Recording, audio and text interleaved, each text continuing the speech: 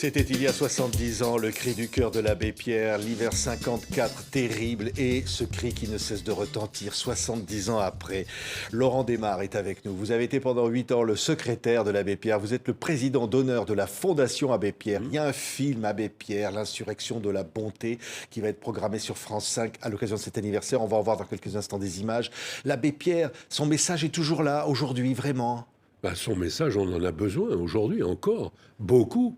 On a énormément de personnes à la rue, de gens en difficulté, et il faut qu'on puisse les aider au maximum, parce que aujourd'hui, on est dans une situation très difficile. Vous diriez, par rapport à 1954, ça n'a pas vraiment évolué, c'est toujours une situation grave? Ça a évolué, les choses ont évolué. Évidemment que les logements sont bien meilleurs que ce qu'il y avait autrefois, mais pour ce qui concerne le nombre de personnes à la rue, pour ce qui concerne les gens qui sont en difficulté de logement, c'est certainement la même chose. Oui. L'abbé Pierre, en 1954, il interpelle les hommes politiques. Oui. Aujourd'hui, on aurait besoin d'une voix comme ça pour dire quoi aux hommes politiques? Oui, on a besoin. La Fondation Abbé Pierre le fait. Elle le fait, on va avoir le rapport du mal-logement le 1er février. C'est vraiment quelque chose que nous faisons. C'est dans le rôle que l'abbé Pierre a donné à la Fondation, d'essayer d'interpeller le plus possible les pouvoirs politiques. Seulement, ils sont sourds. Oui, ils sont sourds aujourd'hui encore, toujours. On ne voit pas beaucoup de résultats, en tout cas. On ne voit pas beaucoup de résultats. Oui, l'abbé Pierre, l'insurrection de la bonté. Regardez, ce sont des images de ce documentaire événement sur France 5. Et on retrouve donc l'abbé Pierre. Regardez.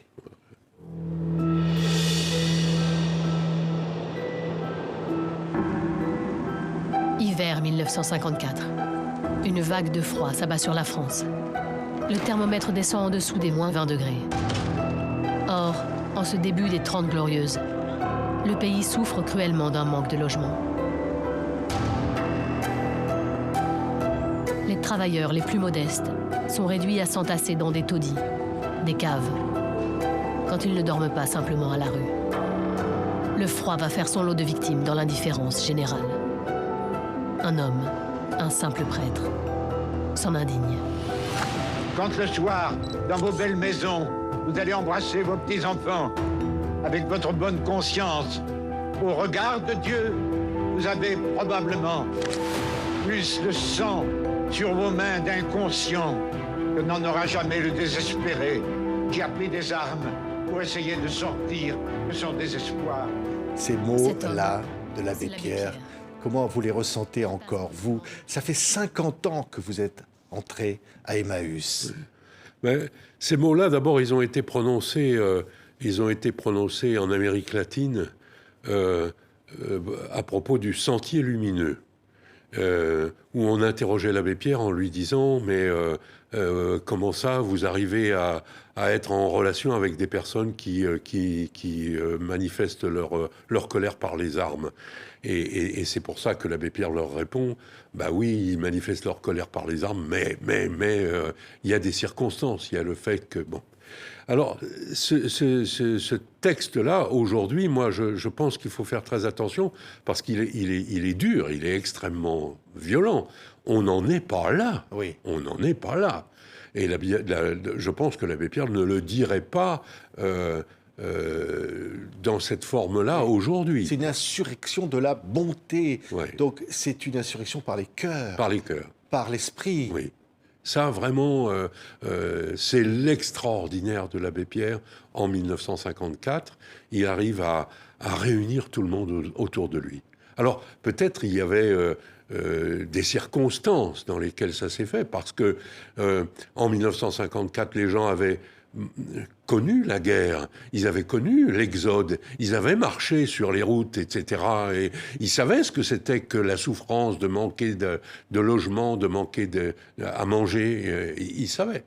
Et donc, quand l'abbé Pierre intervient, tous ces gens-là pensaient que c'était terminé, qu'on en avait fini avec la guerre, que c'était fini.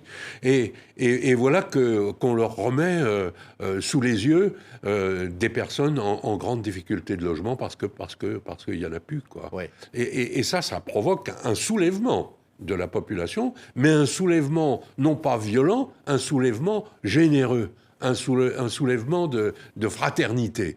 Et ça, je crois que c'est vraiment ce sens-là que l'abbé Pierre a donné à Hiver 54, à ce 1er février 54. Oui, on va revoir des images de ce documentaire événement pendant que l'on parle. L'abbé Pierre, 8 ans à ses côtés, vous avez été son secrétaire. Mon dernier secrétaire particulier, j'ai travaillé longtemps avec lui, pendant presque 20 ans, mais continuellement à ses côtés pendant les 8 dernières années de sa vie. Oui. Oui. Quel souvenir Extraordinaire. Le souvenir d'un grand-père très, très affectueux, qui faisait attention aux petites choses qui pouvaient vous déranger, qui pouvaient... vraiment quelqu'un très attentif. Et alors, l'extraordinaire qui me bouleverse à chaque fois que j'y pense, c'est surtout la disponibilité. Quand quelqu'un arrivait chez lui pour lui dire des ennuis, pour lui dire... Les ennuis du type étaient à peine sortis de la bouche du gars qu'ils devenaient les ennuis de l'abbé Pierre. C'était un voleur d'ennuis que je disais tout. Oui, c'est incroyable. Et alors là, c'est bien raconté dans ce film que l'on pourra voir sur France 5. Hein. Le parcours de cet homme, il est en rébellion avec son père au départ. Oui, en rébellion. Il admirait beaucoup son père. C'était vraiment quelqu'un qu'il admirait. Mais il avait une éducation religieuse qui était une éducation d'autrefois. Et quand il découvre la vie de saint François d'Assise, il découvre une autre manière d'aborder la religion, qu'il ne connaissait pas, une manière par la pauvreté. Et c'est ça qu'il a un petit peu différencié de son père. Sauver les autres pour se sauver soi-même. Voilà. Et ça vraiment, c'était vraiment quelque chose qui le tannait tout le temps. Quoi. Vraiment. Et alors donc, il s'est présenté chez les Capucins parce que c'était pas un ordre lambda pour son père. Son père, lui, il aurait bien voulu qu'il se présente chez les jésuites ou les dominicains parce que c'était plus prestigieux. Mais l'abbé, lui, il a voulu vraiment aller chez les Capucins, au ras des pâquerettes, et il n'a pas tenu, il n'a pas tenu le coup. Oui, il est malade, il a des problèmes de santé, et il décide, avec cet engagement-là, d'aller jusqu'au bout, et il devient député. Il devient député en 45. Après avoir été résistant pendant la Seconde Guerre mondiale. C'est ça. Ouais. Il a été député parce que l'Église et la résistance lui ont demandé d'être député. Les résistants lui ont demandé d'être député, c'était normal, mais l'Église, qui avait le sentiment de ne pas s'être suffisamment bien conduit pendant la résistance, avait propulsé ces prêtres qui étaient résistants, leur avait demandé de montrer un autre visage de l'Église que celui... peut-être un peu trop compatissant avec le régime de Vichy. Plus personnel dans le film, il raconte lui-même qu'un jour il danse avec une femme. C'est juste avant de rentrer au couvent. Il danse avec une fille. Il va dans une je sais pas comment on pourrait dire aujourd'hui. C'était un bal, quoi, un bal pour les jeunes. Et la fille lui dit demain on peut se revoir. Et le petit Henri, puisqu'il s'appelait Henri Grouès, lui dit non, demain on se reverra pas parce que je rentre au monastère.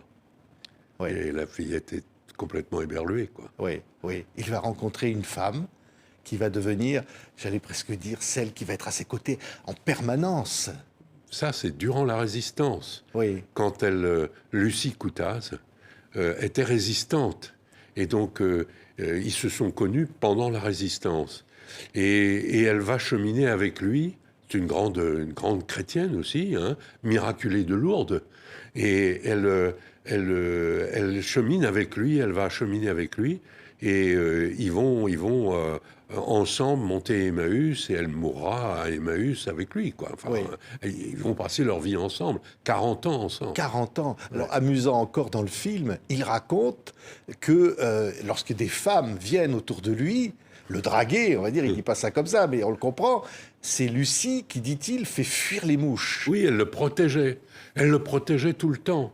Pourquoi ? Parce qu'elle craignait qu'il ne puisse être tenté. Parce que, oui, probablement, parce qu'elle craignait ça, et puis surtout parce que des fois, des gens s'accaparaient, étaient trop envahissants, franchement. Oui. Moi, j'ai rencontré ça aussi, des personnes qui venaient et puis qui étaient vraiment très envahissantes. Mais il a, entre guillemets, avoué avoir eu des écarts. Oui, il l'a avoué dans un dernier bouquin qu'il a fait, Mon Dieu, pourquoi, qui a fait ça avec Frédéric Lenoir, et il a avoué cet écart. Oui, C'est-à-dire qu'il a eu des relations sexuelles avec oui, des oui, femmes. Oui. Lorsqu'il était prêtre. Bah, je pense oui. Et il ne dit pas exactement les choses, mais oui. Et ça, vous qui l'avez bien connu, ça vous étonne ? Non. Non, il avait vraiment... il était très attiré par les femmes. Et c'était quelque chose qui le torturait. Carrément. Ah, oui. Ouais. Oui. L'abstinence, il disait toujours, l'abstinence volontaire, c'est vraiment quelque chose de difficile à vivre. Il aurait voulu une autre façon d'exercer la prêtrise. Il disait que ce serait bien que les prêtres puissent être mariés. Il le pensait vraiment.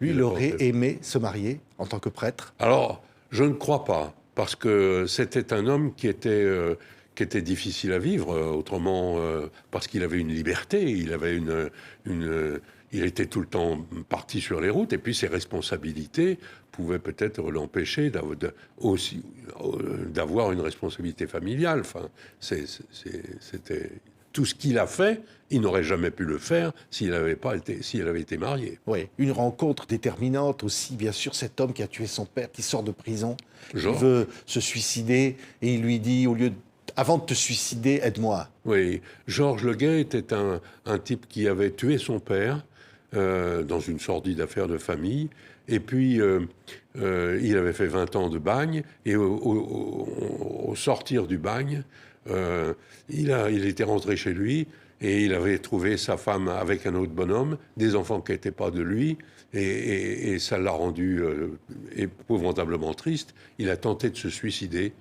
On l'a repêché, on l'a sauvé de son suicide, et puis on l'a amené à l'abbé Pierre. Et l'abbé Pierre, en l'écoutant, lui dit « Qu'est-ce que tu veux que je fasse pour toi ? Moi, je suis député, je répare la maison que tu vois pour héberger les personnes qui sont là. Quand je suis pas à la chambre, quand je suis à la chambre, je fais mon travail, je suis toujours occupé. Mais toi, puisque tu n'as rien à faire de ta vie, est-ce que tu voudrais pas venir me donner un coup de main ?» Et l'autre a dit oui. Oui. Et c'est à mon avis le premier sens d'Emmaüs. C'est ça. À chaque compagnon qui arrive, on devrait dire « ça tombe bien que tu arrives parce qu'avec toi, on va pouvoir en faire plus. Oui. Avec toi, on va pouvoir aider les autres. » Il croyait en l'homme profondément, mais c'est vrai qu'on dit aussi dans le film qu'il se servait de sa canne à la fois pour marcher et pour séparer les bagarres. Parce que le dimanche, il y avait des bagarres, peut-être l'alcool entre les compagnons. C'était vraiment... Et puis tout au début, il y avait des compagnons qui venaient d'anciens résistants. Il y en avait d'autres qui venaient et qui avaient trafiqué avec les Allemands. Donc, tout ce monde-là, ensemble, quand on avait un peu picolé, ça faisait des étincelles. Et de temps en temps, il fallait remettre les choses en plan. Et il se protégeait avec sa canne. Et il affirmait sa autorité avec sa canne. Oui. Je ne pense pas qu'il ait été frappé quelqu'un, mais enfin, il avait sa canne comme sécurité personnelle. Oui. Et lui qui était résistant, ceux qui avaient fricoté, comme vous dites, avec les Allemands, ils ne voulaient pas regarder le passé. Ah non, jamais. On ne te demande pas ce que tu as fait, tu viens avec nous et tu travailles. Voilà. Oui. Ça, c'est, au fond, la Fondation Abbé Pierre le dit encore aujourd'hui, il faut ouvrir l'avenir à tout le monde. Oui.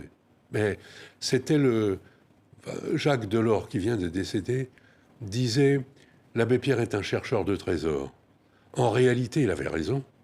Dans chaque personne, il y a du bon. Et c'est ça que l'abbé Pierre cherchait chez chaque personne. Oui. Le bon. comment est-ce que je peux trouver, comment est-ce que je peux aller chercher le bon. Et des fois, c'était très très long à chercher. Il se faisait avoir, mais la quête n'était jamais arrêtée. Il fallait y aller. Oui. Il regardait, vous m'avez dit, à la télévision Sœur Emmanuel. Oui. Et qu'est-ce qu'il disait de Sœur Emmanuel? Quand il regardait Sœur Emmanuel, il me disait, regarde elle, au moins elle sait rire, moi je fais toujours la gueule. Mais regarde elle, elle sait rire. Oui. Et une fois, j'avais rencontré son homologue, mon homologue avec Sœur Emmanuel, celle qui s'occupait de Sœur Emmanuel, et elle me disait, quand l'abbé Pierre est à la télévision, alors Sœur Emmanuel lui dit, au moins regarde lui, il est compatissant, il est triste.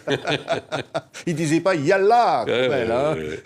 Mais vous qui l'avez si bien connu auprès de lui, secrétaire particulier pendant 8 ans, il est mort comment, l'abbé Pierre? Avec quel sentiment il a quitté ce monde? Je pense qu'il est mort très tranquille. Les derniers temps, il était très tranquille, vraiment très tranquille. Ouais. Serein, quoi. Oui. Ouais. Le sentiment d'avoir accompli sa tâche? Le sentiment d'avoir toujours essayé d'être présent quand il y a des détresses se présentaient. J'ai toujours essayé d'être ouvert à toutes les détresses. C'était ça son sentiment. Oui. Ouais. Inquiet aussi de ce qui allait se passer après lui? Ben, ce qui allait se passer après lui, il faisait confiance aux gens qui venaient après. Et je pense qu'il avait raison. Enfin, lui a lutté, mais il pensait qu'il n'était pas tout seul à lutter, qu'il y avait d'autres qui pouvaient reprendre sa place, Oui. qui pouvaient lutter. Oui. Mais le sentiment qu'il n'avait pas gagné ce combat, qui était le combat de sa vie? De toute façon, le sentiment de laisser des personnes en difficulté, de toute façon, on gagnera jamais. On gagnera jamais. Enfin, vu l'état des choses, on gagnera jamais. Il faut se battre, il faut toujours se battre. Sa voix, on l'entend encore, elle résonne. Elle doit résonner toujours. Oui, toujours. Il faut vraiment qu'on ait toujours ce sentiment de grande fraternité et puis de ne pas céder, parce que on peut tout perdre si on cède. Il faut vraiment se battre tout le temps. Oui. Tout le temps. Vous, c'est ce que vous avez trouvé il y a 50 ans, quand vous avez vous-même frappé à la porte d'Emmaüs. Bah, quand je suis rentré à Emmaüs, moi j'étais 68 arts, hein, et je cherchais une vie en communauté. J'avais envie de la vie en communauté. Et j'ai trouvé dans cette communauté des hommes qui étaient vraiment des types droits, forts, qui étaient vraiment des gens avec lesquels on pouvait sympathiser, qui n'étaient jamais faux. Ouais. Et ça m'a vraiment enthousiasmé. Ouais. L'abbé Pierre, on pouvait rire avec lui. Il riait pas beaucoup.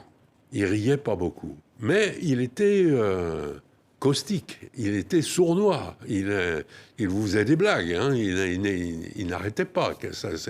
C'était souvent quand même. Oui. Mais lui ne riait pas. Pourquoi il ne riait pas? Je sais pas. C'était très rare. Très rare. Je l'ai jamais vu vraiment. Au fond, vous avez l'impression qu'il était heureux, au fond de lui-même? À la fin de sa vie, oui. Je pense qu'il était serein, oui. Heureux. Il souffrait énormément du mal des autres, vraiment. C'était quelque chose qu'il avait vraiment. Le mal lui faisait mal. Le mal l'atteignait énormément. Merci beaucoup. Laurent Desmarres, secrétaire particulier de l'abbé Pierre pendant 8 ans, président d'honneur de la Fondation Abbé Pierre, et avec ce film de Comment qui sort et cette insurrection de la bonté qui continue de retentir grâce à la voix de l'abbé Pierre. Merci d'avoir été avec nous. Merci à vous, merci beaucoup.